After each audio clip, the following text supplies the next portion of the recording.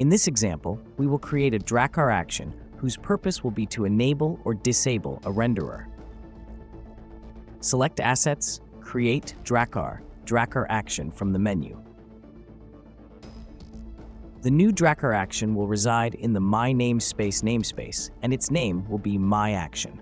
Please note that the namespace is optional, but the action name is mandatory. It will have an object parameter of type renderer,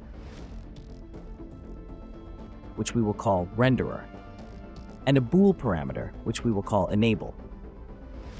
Set action name source to object 1 because we want the action to take its name from the source of object 1. We can also set a custom color. Then click on Create Action and choose where to save the files.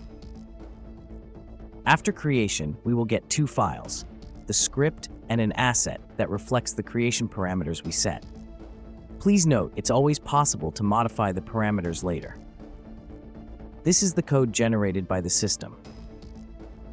We modify the execute method using obj as a parameter of type renderer and set the enable property with the value of the bool parameter. Furthermore, we modify the show parameters method to allow our DrakkarAction to display the correct parameter. We also add a check on the obj parameter to return an error if the parameter is invalid. Now it's time to test our DrakkarAction. We will use the event generator utility, a component that allows us to execute DrakkarEvents on standard Unity events. Select our DrakkarAction from the list. Alternatively, we can drag it from the project panel.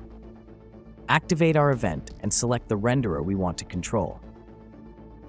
Leave the bool parameter disabled because we want the renderer to turn off. Enter play mode and verify the results. As you can see, the selected renderer has been successfully disabled. For more details, refer to the DrakkarEvents documentation.